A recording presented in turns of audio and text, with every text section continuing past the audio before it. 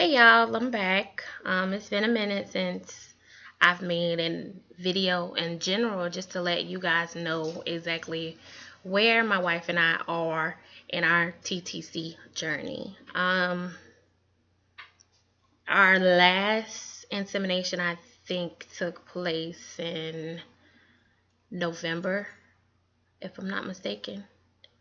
November? Okay, November. Um, it was a BFN, obviously.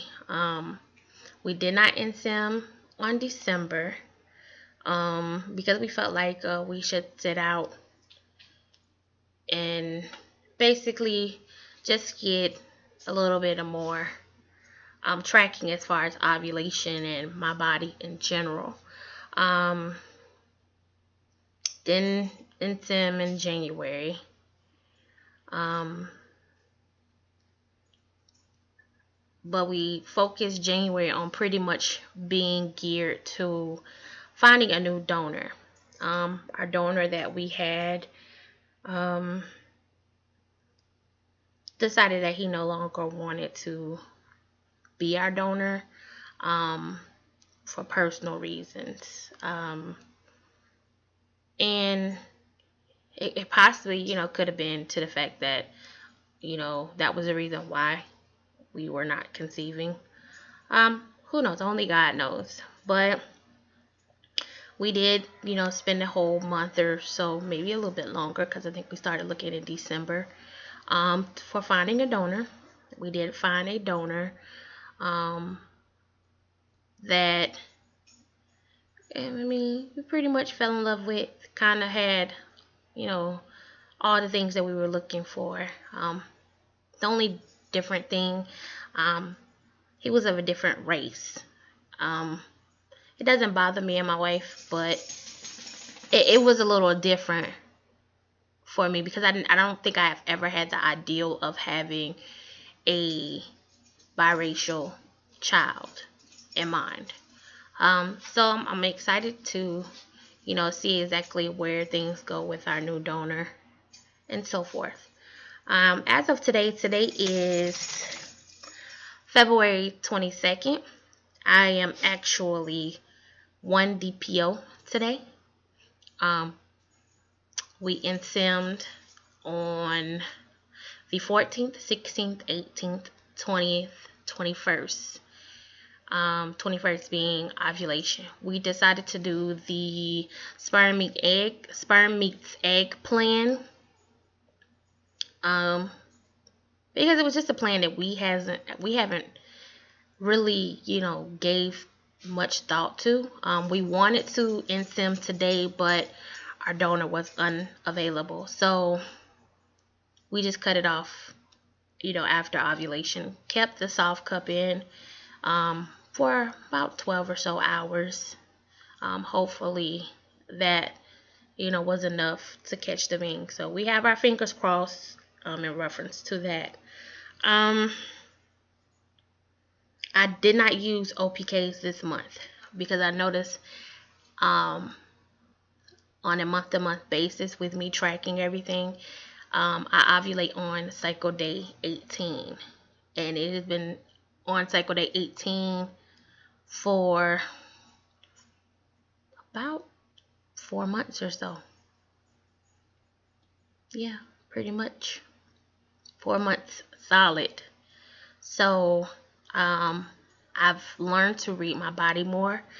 I noticed that prior to me pretty much relying on OPKs, I didn't, listen to my body. I didn't recognize, my cramping or the backaches that, I get around ovulation. And I probably just chucked it up to something else. I don't know, just not paying attention. But now I notice when ovulation is hitting, I have strong cramp and backaches. I still have a backache today. And I've actually had a backache since the 20th. Since the 20th of this month, I've had backaches. It started right around I want to say about 9-10 o'clock ish on the 20th. That's how I knew that I was getting ready to ovulate. I figured that after ovulation and we've inseminated everything that the pain would go away, but it has not subsided at all. It's a very dull, achy, intolerable pain that's constant. I can deal with it at some moments, and at other moments it's just like I want to sit down and lean up against something kind of firm and but a little cushion to it to just ease it just a little bit. I find it hard to sleep at night. Other than that, I mean, the only handy dandy program, I have several programs on my phone that track ovulation and everything that goes on with my body, but my all-time favorite is Ovia. I'm not sure if I'm pronouncing it correctly. It's OVIA. It looks like, let me see if I can get my camera to focus on it. I don't think so. No. But it's called Ovia, and the home screen looks, I guess because it's a white background, it's not even picking up anything in reference to my, okay, well, on the home screen, the first thing that pulls up is your fertility score, the cycle day that you're on, and how many days until you can test for pregnancy. Like today, being that I am 1 DPO, my fertility score is still a 9.5. That's kind of high. So I still have a chance of conceiving. So all the way up until it gives you your fertility forecast, which is your fertility score for the days to come. So on the 23rd, my fertility score goes down to an 8.5, and then the following day is 7.5, and then a 6.0, and it goes down all the way until you hit 1.0. And along above the fertility score and the cycle days, it has like little alerts, and the alerts tell you, hey, input your data. It'll let you know when you need to start taking your OPKs. It also lets you know when to baby dance. So also under all the information, it lets you know any of the data. Like it says, okay, right here it says you've had intercourse, which was our insemination. It lets you know when you inputted the information in and the chances and everything from there. It does provide you a calendar, and on the calendar it marks your fertility scores. It marks your UNT flow. It also you're allowed to put when you baby danced on there. So it's a real neat app to have. I still use PinkPad. I'm an avid PinkPad user. I love it. No complaints at all. For women who have had complaints, it's probably because they really don't know their cycle. I mean, I'm not saying that women don't know their cycle, but it goes by like your most common. So I know that my cycle is 31 days. So I know every 31 days, like clockwork, my period's going to start on cycle day 18. I'm going to ovulate. It's the same every month. Now, for the women who have irregular cycles like I once had, it is kind of hard. But it's still, based on the information that you put in there, it balances everything out and gives you, your roundabout. It also has where you can, talk to other women. They have different groups where you can chit chat and share pictures and different posts and ask for advice etc., etc. I'm always on Pink Pad. I might not be posting or commenting or anything, but I'm always doing something. Are you trying to be in the video? They can't see your head. I don't want to be in the video. If I wanted to be in the video, I'd have been in the video. I'd have been like this right here. How y'all doing? No, I don't pay no attention to her. She's silly. But other than that, like I told y'all, we ensembled on Valentine's Day, the 16th, the 18th, the 20th, the 21st. So we did every other day, and then the day before ovulation, the day of. From the research that I've done, fresh sperm at that, lasts up to 5 days.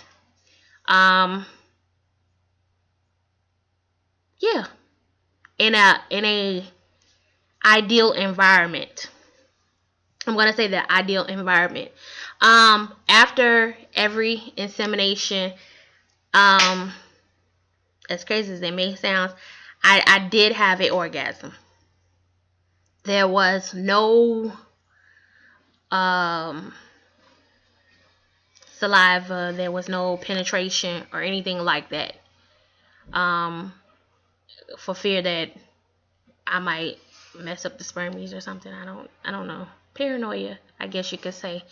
But I did have an orgasm after the insemination, to ensure that my cervix would contract and suck up the spermies in the soft cup. I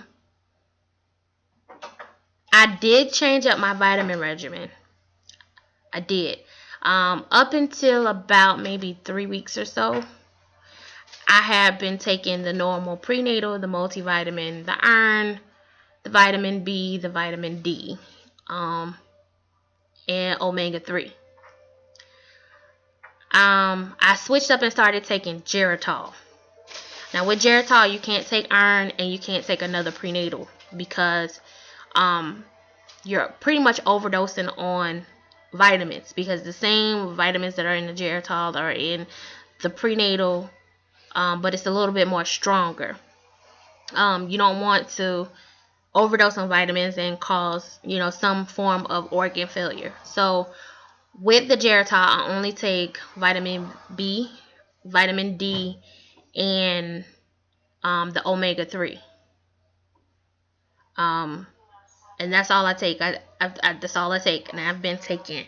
I've heard so many different stories on 2-week wait, Pink Pad, on YouTube, different blog posts where women who have taken maybe a week or so of Geritol right before they ovulate and get ready to baby dance, and they get their BFPs. And the only thing that they've changed was taking Geritol.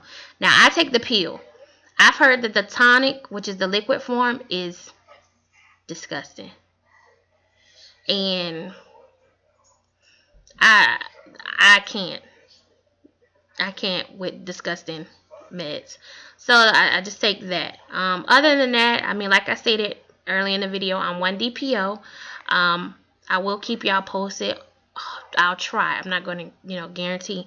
Keep y'all posted on the day-to-day,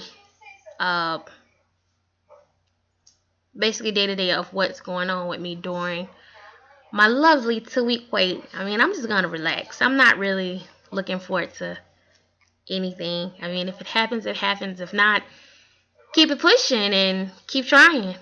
God's going to bless each and every one of us when he sees fit to bless us. That's the frame of thinking that my wife and I have. But this video is going on 15 minutes, so I'm going to go ahead and end that, beautiful video, and hope that y'all continue to have a wonderful weekend. Remember to rate, comment, and subscribe. Love you, ladies. Bye.